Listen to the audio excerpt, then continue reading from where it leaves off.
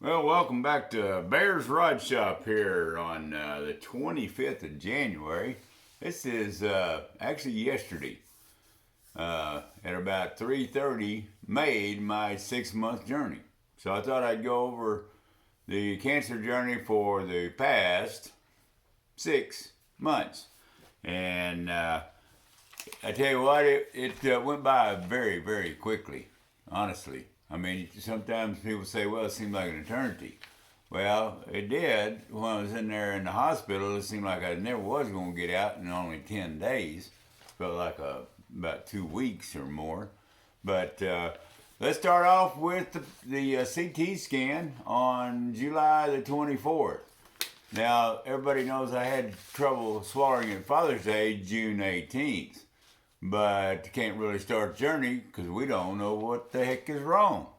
So, anyhow, thanks to my wonderful primary care facility and Autumn Hall practitioner nurse, thumbs up. Hope you're still watching the videos because I see you on January the 31st. Be our first physical checkup for a while. And the reason I go in is I've got to get endoscopy done. They want to check down in the stomach, my oncologist. And then at the same time, I am requesting that I get a colonoscopy, which my 5 years is up. And so I'm working on both of those. Yes, while you're under anesthesia, let's do both of them. Okay, no practical jokes down in the comment about, okay, doc, don't use the same scope. Okay, none of that in the comments. This is a PG-13 rated YouTube channel. So none of them comments in the comments. All right. Okay, I'm not going to go into a lot of length. We're going to try to make this as short as we can. So this finding here, and we'll get into some pictures. Actually, we could go ahead and step forward into these real quick. There won't be what these actually show, but they did show the tumor. Now, we're going to, you know what, you guys and gals that are squeamish, go in the next room, go make you some coffee or something. But this is the mass that was in the esophagus down on top of the stomach, and a little hard to fold the page back. You know, Maddie talked about rusty parts in the body. I don't think they get much rustier than this. That looks like a shipwreck to me. And those guys that go scuba diving in dark caves down in places they shouldn't be, I wouldn't want to go in there. I don't know about you. It looked pretty bad to me. Terrible. So anyhow, that's CT. It had found the mass in the esophagus down low, and then in the stomach, and then also the liver. I don't know how CTs do that. Of course, I had the contrast in there. Let me adjust this camera just a minute. Let's see if we can't turn it up a little bit. You don't have an electric chair to raise me up. You don't want him.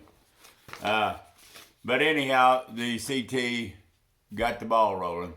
And Miss Hall, ASAP, you get you a GI and you get you an oncologist. Well, that was a no-brainer, because Sammy had a good oncologist. We had a lot of faith in him. Now, had nothing to do with her not making it on the osteosarcoma because it was too far gone. But we did have, and we'll get to the other doctor that was at Baylor, which is staff oncologist, very good.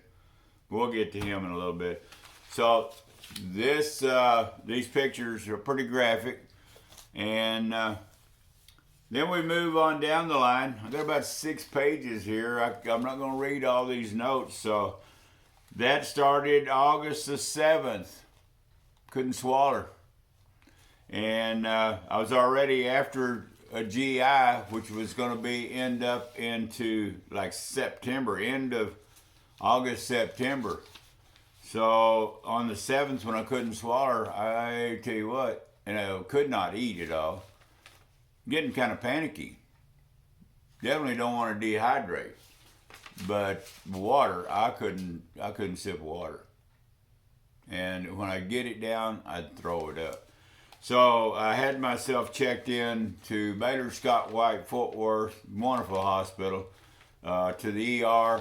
Had those PET scans, these results in hand when I rolled in there. I tell you what, normally you'll wait 3, 4, 5 hours in an ER.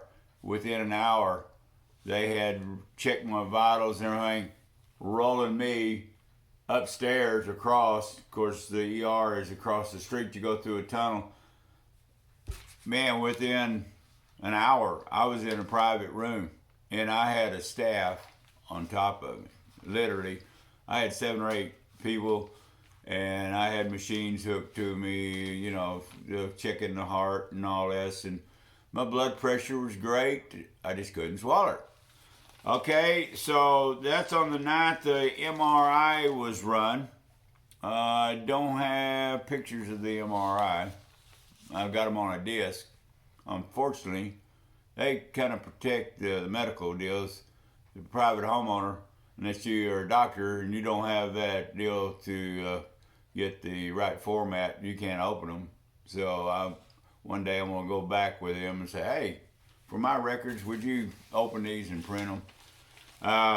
Okay, so then on the, now by the 9th, I'm in there and I've got the MRI run on the 11th.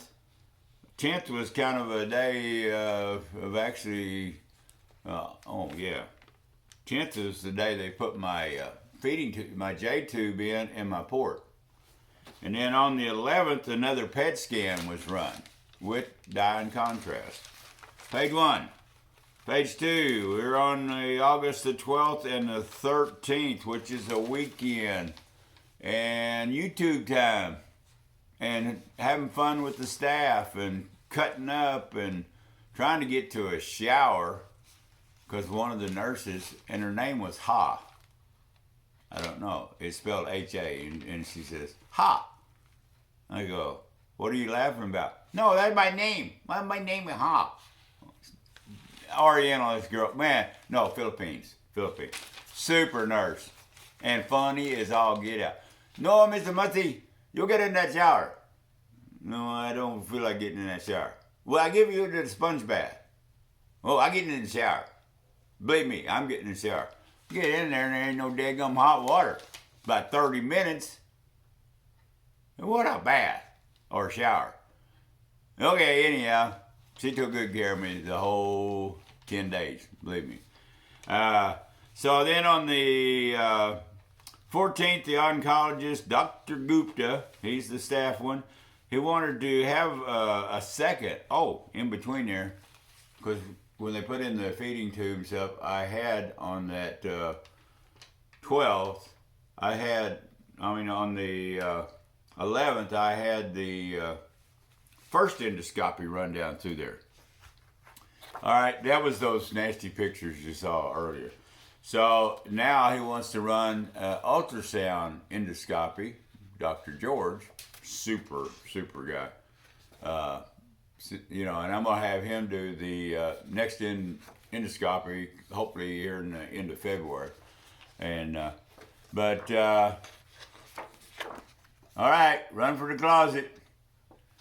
A little hard to see, but that's how swelled those glands were right in there. It's like the tumor hanging on in the lining of my deal.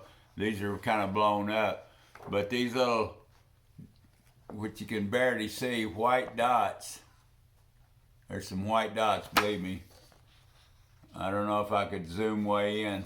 Those are lymph nodes, and there's 5 of them. Bad question there to ask. Okay, doc, what you're showing me these? Well, we're getting biopsies, and we won't get them back in 2 or 3 days from pathology. And this one here, right where my finger is, that little white dot right there. That's on the liver. That measured 2.5 millimeter. They had to go in there and they did a biopsy of that one. And so now we're moving on. We're into weekend's over with, the 14th. Let's see, oncologist Dr. Gupta, he was in at around 10 o'clock in my room going over, making sure things were comfortable and I was doing all right, and checking vitals, and we're making some jokes about, yeah, you know, I just need out of here, doc, sign a release and I can go home tonight and I'll see you back tomorrow. Man, wasn't happening. And so then I went in, like I say, got that scope. Dr. George, 13 millimeters ain't gonna go down 8.5 millimeter hole. Let's go like that. And I told him, I said, hey, Dr. George, before you put me under, it ain't going down there. I said, I got $100 on this one. He goes, well, you're probably right, but Dr. Gupta says it's got to be a try. We can go. But we made it down to the top. I got to see them wonderful pictures, and I'll have my photograph out. And I'm going to hang them on the wall. All right, on the 15th, let's see, not a lot going on. 16th and 17th, wow, man, that room was full of staff surgeons and doctors and nurses, and we're talking about surgery, we're talking about chemo, we're talking about radiation. I'm on a soft diet. The whole time I had liquid, but as soon as I got that feeding tube, then a piece of cake. Down went the water, down went the protein drinks. You know, the protein, oh, they had a big ugly bottle. But when I got home, though, I had real nice Nesty, thanks to Chrissy over at Baylor. She's a head RN. She goes around and communicates with the patients and the doctors and staffs. Kind of like a coordinator. Super gal. Super. She was also with Sammy when she was in there. Same floor, different room, but same floor, number 7, the cancer ward. And bent over backwards, got me 10 cases. I'm still using it. Even though I can eat now, I still put the protein feeding deal down at least 3 times a week. And also along with my concoction cocktail, watching my videos, the Probenzol, the pawpaw, the vitamin B12, the D3, probiotic, everything's mixed up. And then the green chlorophyll vegetables, which I get all the vegetables in the world, which I still can't eat okra and broccoli. Still bothers my throat to this day. No jalapenos either. So anyhow, that's I'm getting plenty of nutrition. And I've gained, after that Mexican cornbread, 2 pounds. And it took me 4 days to eat that pan of Mexican cornbread. But I managed to get some at noon and a little bit at night. Noon and a little bit at night. So if you're watching that cornbread mix and you want to gain, well, if you don't want to gain weight, stay away from it. That's no bueno. But I did. I put on 2 pounds and I feel good. Now I'm scared 180. Yeah. Oh, yeah. We're going to jump off subject command. The beard's not growing straight out no more.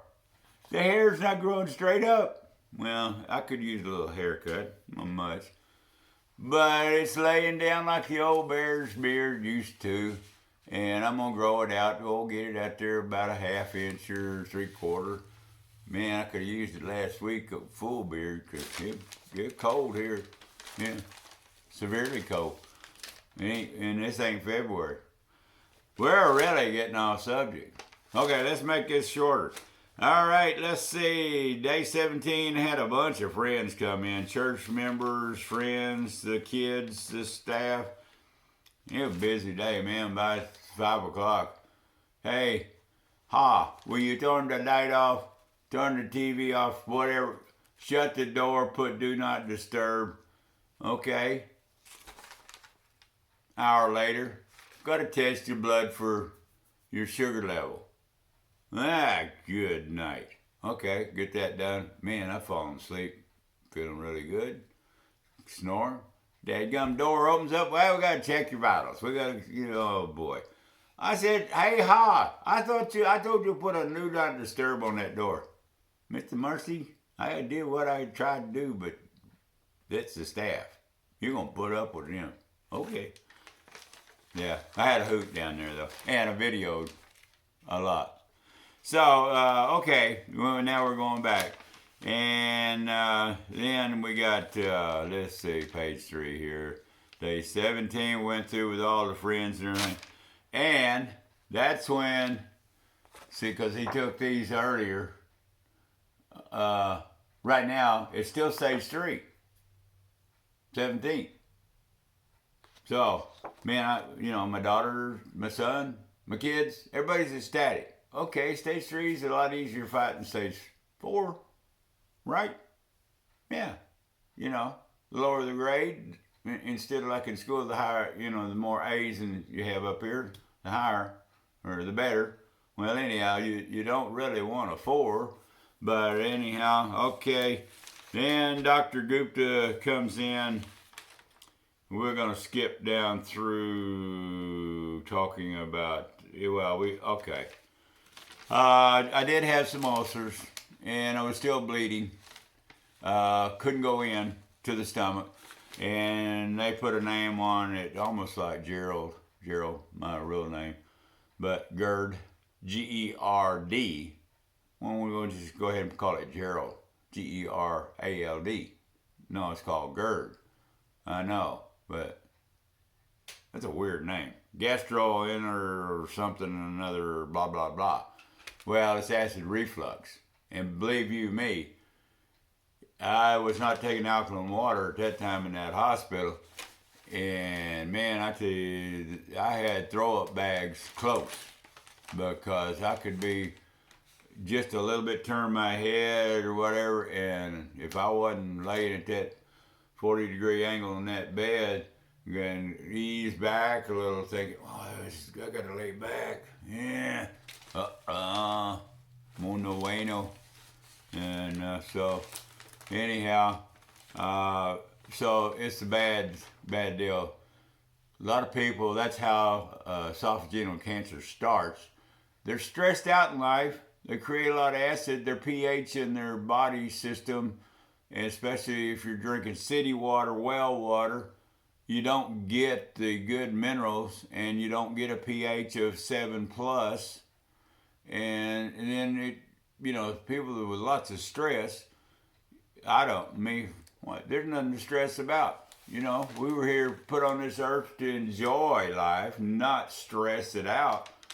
And the only thing that stressed me out in 23 was that head-on. Now, we're not going to get off subject on that, because this at 11 o'clock I go in for another treatment I do the neck exercises, and I've got a whole sheet of them, and I got to get an MRI for them. The neck is screwed up. Here we go, getting off subject again. But anyhow, I've got probably several months of doing that, and I still can't, like right now there's a ceiling fan above me. I can't tell you, if I try to get up there and look straight up past about 30 degrees, not only do I get a little dizzy, I can't, my neck won't bend, and I can't reach the dead gum cord, so I gotta go to a wall and turn on and off ceiling fans and lights. Okay, we really got off subject on that one. Anyhow, we are now schooled on going in, and I set up Dr. Page is the oncologist, and Dr. Gupta, for right now, while I'm in the hospital, is my oncologist. And then I got to visit with him. I said, hey, Doc, it's 38 miles from my house to here. Weatherford is about 24 miles.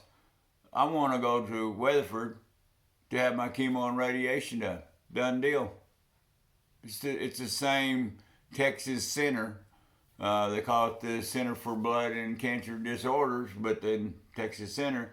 So I'm lucky I get to go over there and I meet with Dr. Page and Dr. Lane, which is in radiation, on the week of September the 10th, 9th and 10th, I guess. Yeah. Got the pages back there. Yeah, that's not important. Anyhow, so everything's good to go. Prior to chemo, always, they give you a blood test. Low on blood count because I got those ulcers bleeding inside. Off to the hospital right behind them, to Medical City. Now, blood transfusions, you know, they don't bother me. You know, they take a sample of your blood and they do markers and then they match your blood. Man, maybe as close as they could because for some reason, maybe the blood transfusion made my beard grow straight out. We'll never know. I think it's chemo. But anyhow, that's blood transfusion number 1. And I'm going to have 6 chemos, 27 radiations. So I'm expecting, well, probably maybe this one blood transfusion is going to do it. 4.5 hours in the chair, my first blood transfusion ever. Ain't nobody to talk to in there. Watch a little TV, play some YouTube. They got good Wi-Fi over there, free. So I get to watch Maddie and John's Workshop and Rusty Knox and Pete 222 and Joe Pye and just having a hoot. And, you know, I get the blood transfusion and go home and then I go in the next day and I start round 1 of radiation and chemo. Round 1, chemo, piece of cake. Radiation, a lot of fun with the girls, piece of cake. 20 minutes. You're in and out, man, you know. Okay, we're rolling. Week 2, go into the September 25th through 29th, same thing. Get the early morning chemo, right on in. After that, it's only about 2.5 hours. I was taking 4 bags. And we'll get to those mixed cocktails here in a minute. Well, might well do it right now. Carboplatin. That's 1. That's the first 2 bags that go in. Here's the kicker. Paxtotixol or whatever. Everybody has cancer in my group over there at smartpatients.com. I'm not a doctor. I can't pronounce all these, and I'm not going to try. We'll get to this sucker in here in a minute when we get to week 3. All right, everything's going good. Week 2. Week 3. We're getting to it right now. First 2 bags, you know, the first carboplatin. Nope, no deal. She hooks up the other 2 bags of that Pextol, whatever you want to call it. I call it Jimi Hendrix, bad trip stuff. My heart felt like it was coming out of my chest. I was red. My hands were red. My face, I was sweating like I was out running a jackhammer. All of a sudden, I'm sitting in a nice chair looking at the entry that comes in to the front doors because they're in the middle of a remodel. So we're in the lobby actually converted to getting this. The daggum wall has moved out 100 yards out into the street.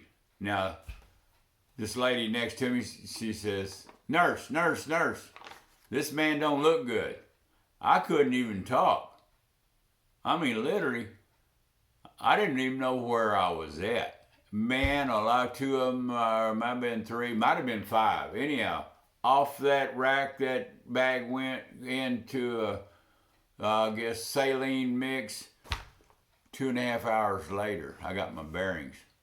Worst trip you would ever want to take. And I don't do acid and I don't do drugs, but I can imagine what them early hippies, 60s, Hendrix and Joplin and all them. No, they can't sue me. They're dead and gone. Sorry. But anyhow, man, oh man, oh man. That's a life experience. I hope nobody has to go through this. And Maddie, I'm thinking about you on your chemo. If you have one inkling that something's starting to go wrong, scream to the top of your voice right then. Get it stopped then. These people that go home and have these bags on, and it's like a 72-hour drip, ain't no way in heck. No. I want in there where I got a staff. If something goes wrong, you could die at home before you got to the hospital, or yeah. And then most people would panic and wouldn't know how to cut it loose. There's a little pinch deal though on the tube. But most of them oncologists, staff, nurses and stuff, they don't tell you about that little pinch off tube like I got on my J tube. Then you cut the supply off, or you take a pocket knife and you cut the daggum line loose. But boy, that stuff is bad. So I can only say Maddie because he's the only one right now I know that's going to doing chemo. So Maddie, be careful. Thank goodness you're going to be in a clinic or somewhere getting the chemo. All right, Dr. Page changes that mix on that Flaxol over to a protein base. And so then number 4 and number 5 walk in the park. Back to normal like 1 and 2 were. No problems, no issues. Only thing is when I get to go to number 6, I did the blood test and my blood count was down to like a 5.1. It's supposed to be a 14. Yeah. Anemic. Number 6, no chemo, Dr. Page says. Got another blood transfusion. This time, instead of 2 bags, I got 3. I don't know how they got that much in me, but I was depleted.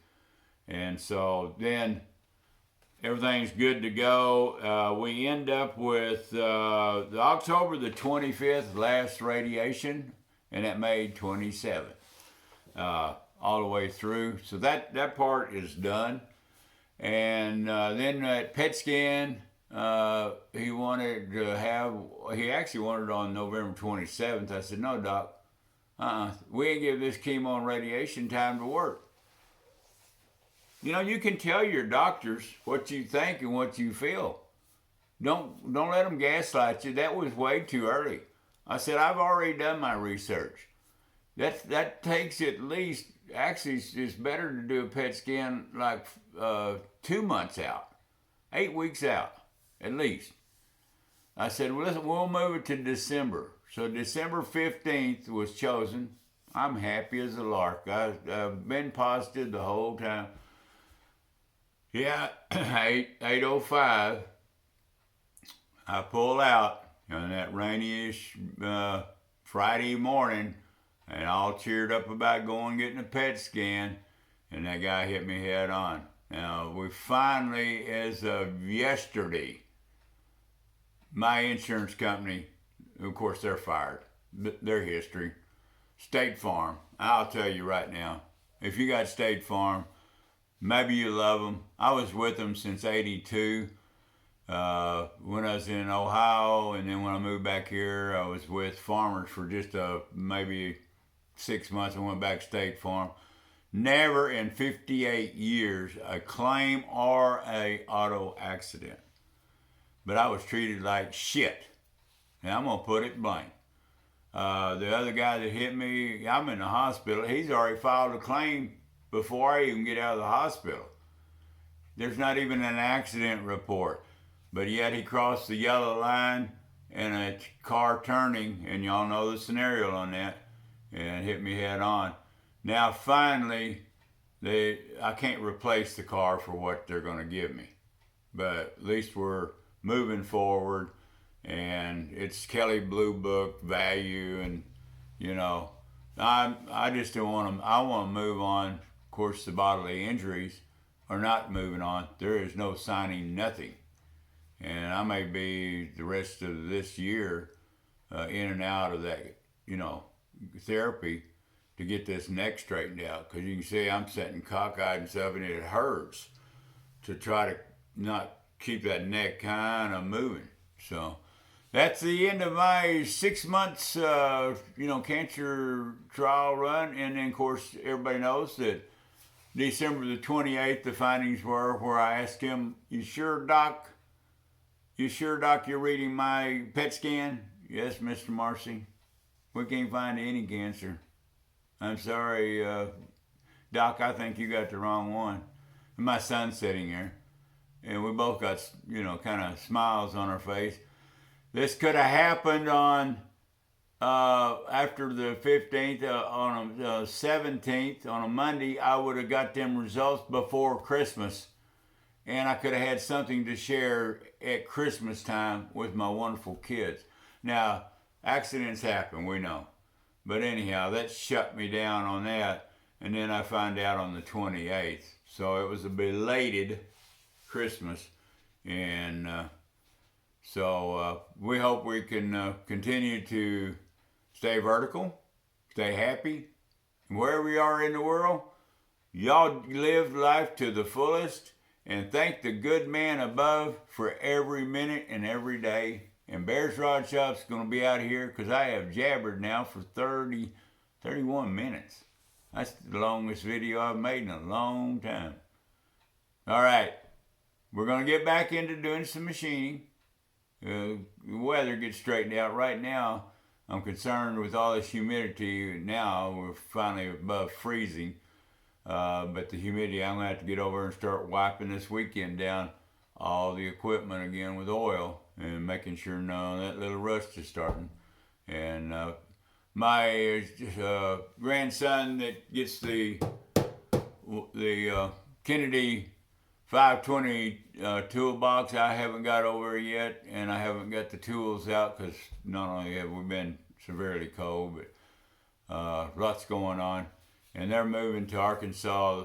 Actually, tomorrow they'll be loading the Penske truck, and Friday heading there. So it'll be a while before I get down to Arkansas and bring him toolbox loaded full of tools. We'll do a video on it. Sorry it's been a big delay, but things happen in life. We're out of here.